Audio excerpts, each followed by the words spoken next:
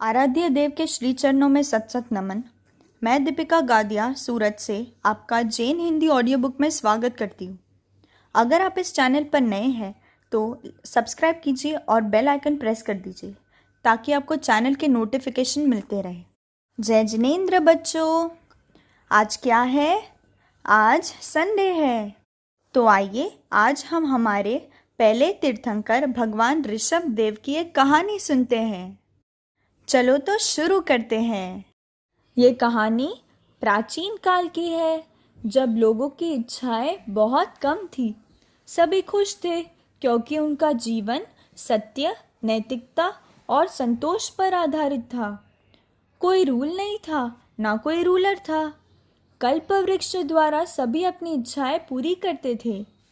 बच्चों, अब ये कल्प वृक्ष क्या होता है? ये एक विश ट्री होता है बच्चों, जहाँ लोग जाते थे और उन्हें जो चाहिए वो मांग लेते थे। वो पेड़ उनकी इच्छाएं पूरी करता था बच्चों, जैसे आपका सांता क्लॉज होता है ना, बिल्कुल वैसे। धीरे धीरे पॉपुलेशन बढ़ती गई। कल्प वृक्ष के फ्रूट्स इनफ नहीं थे ज़रूरतें पूरी करने के लिए। यह समय बहुत मुश्किल वाला था बच्चों।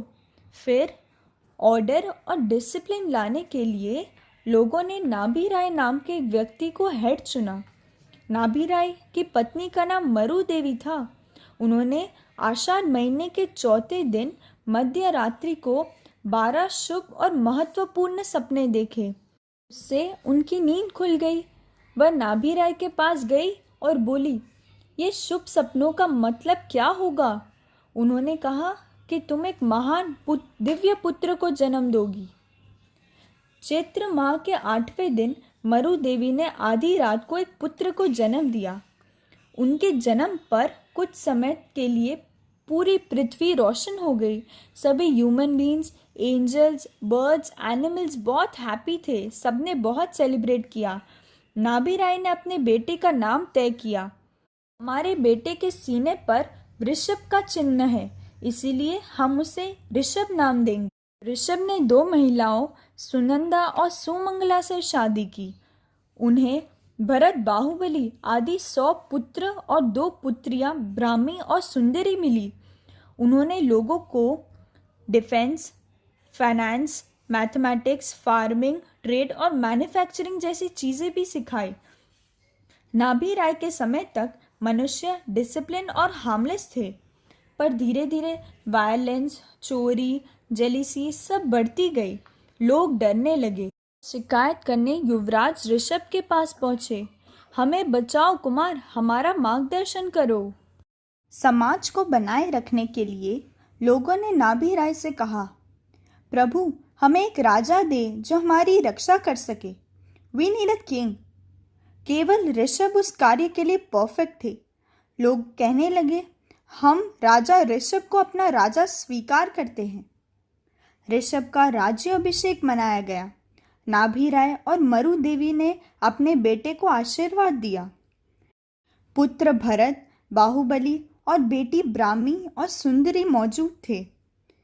जिस शहर में ऋषभ जी रहते थे उसका नाम वनिता था।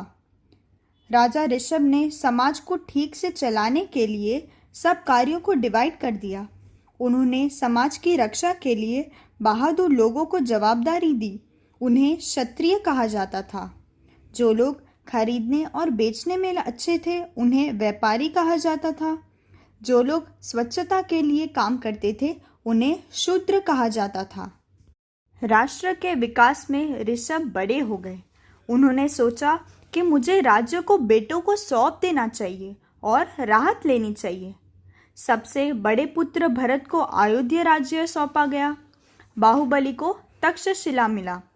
शेष पुत्रों को सौंपने के बाद राजा ऋषभ ने राहत महसूस की। एक दिन राजा ऋषभ डांस देख रहे थे। सभी दर्शक बहुत ही दिलचस्पी से देख रहे थे। तभी अचानक एक डांसर नीलांजना बेहोश होकर फर्श पे गिर गई। वह मर चुकी थी। राजा ऋषभ सोचने लगे, ये मानव जीवन कितना छोटा है और शरीर कितना नाजुक। राजा ऋषभ ने तुरंत सब राज शासन सैक्रिफाइस कर दिया और साधु बनने का निर्णय लिया। उन्होंने कहा, मैं उच्च तपस्या करूंगा, ध्यान और त्याग से मृत्यु पर विजय प्राप्त करूंगा। बस फिर 9 हेवेंस के सभी गॉड्स आए और कहा कि हे महापुरुष, आपका डिसीजन शानदार है। आप लोगों को त्याग, संयम और अनुशासन का मार्ग सिखा रहे हैं। चैत्र मास की अष्टमी की शाम को ऋषभ देव अयोध्या के पास बगीचे में पहुंचे। हजारों लोगों ने उनको फॉलो किया।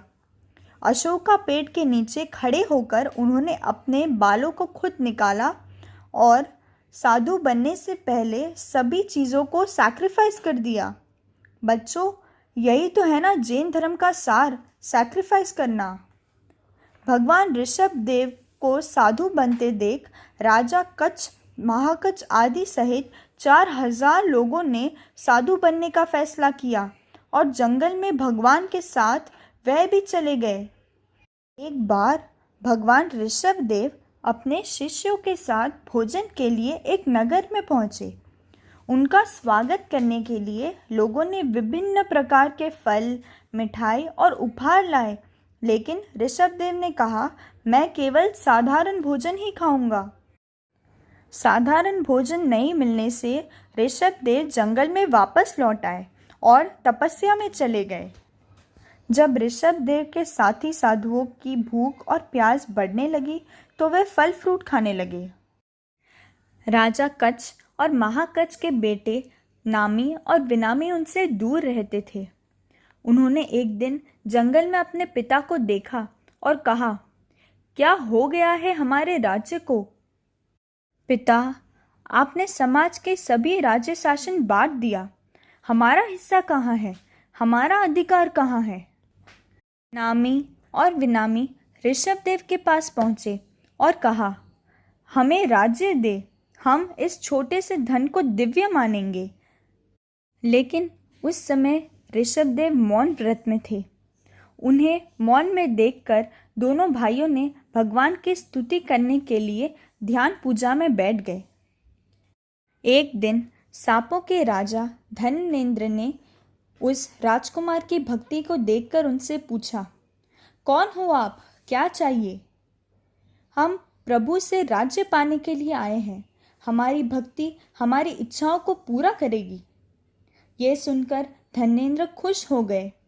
वह नामी और विनामी को अपने साथ वैताद्य पर्वत ले गए, जहां उन्होंने उनकी मदद से शहर स्थापित किया और बाद में खुशी खुशी शासन किया। 1 साल की तपस्या के बाद घूमते घूमते ऋषभ देव एक गांव हस्तिनापुर पहुंचे। उन दिनों हस्तिनापुर में राजा सोमप्रभा का शासन था। उनके बेटे राजकुमार श्रेयांश कुमार ने उस रात सपना देखा था कि वह मेरू पर्वत से भरी गंदगी को साफ कर रहे थे। राजकुमार श्रेयांश ने अपने सपने पर विचार किया। निश्चित रूप से एक विशेष लाभ मुझ पर दिया जाना है। अगली सुबह राजकुमार महल की बालकनी में बैठा था जब प्रभु ऋषभ देव वहां से गुजरे। उन्हें देखकर राजकुमार के विषयों ने अपने पिछले जन्म को याद किया। यह मेरे महान पिता भगवान ऋषभ देव है, जो पिछले जन्म में मैं उनके साथ रहता था जब मैं तपस्वी था। ओह, भगवान ने अभी भी भोजन या पानी का सेवन नहीं किया है। 1 साल से। श्रेयांश के दिल में भक्ति की लहर दौड़ गई। वह नीचे आया। स्वामी को प्रणाम करते हुए उसने उनसे गन्ने का रस ग्रहण करने का अनुरोध किया। अनुरोध का सम्मान करते हुए उन्होंने इस शुभ दिन गन्ने का रस पिया। यह वैशाख महीने का पहला दिन था। भगवान ऋषभ देव ने अपने 1 वर्ष के उपवास को तोड़ दिया। ये दिन हम अक्षय तृतीया के नाम से जानते हैं। This day is commonly known as Akshaya Tritiya. दूसरी तरफ अयोध्या में ऋषभ देव की माँ मरु देवी को ऋषभ देव की बहुत चिंता थी। उनका 1 साल से कोई पता नहीं था, तो उन्होंने भरत से जानकारी लेने को कहा। राजा भरत ने सब लोगों को ऋषभ देव के बारे में जानकारी लेने को बोल दिया। कुछ दिन बाद एक खबर आई कि ऋषभ देव को केवल ज्ञान प्राप्त हो गया है। भरत ने ये खबर अपनी दादी मरु देवी को सुनाई और वे ऋषभदेव की शरण में आ गए। भरत ने मरु देवी को ऋषभदेव के बारे में सब बताया।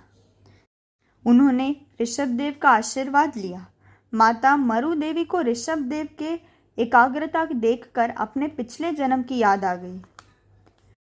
फागुन महीने के 11वें दिन ऋषभदेव ने पहले धार्मिक बातों का जिक्र किया। उन्होंने 4 जन्म के बारे में बताया, साधु, साध्वी, श्रावक, श्राविका। इसीलिए ऋषभदेव हमारे पहले तीर्थंकर बने। उसके बाद ऋषभदेव ने 4 व्रत साधुओं के लिए और 12 व्रत श्रावकों के लिए स्थापित किए।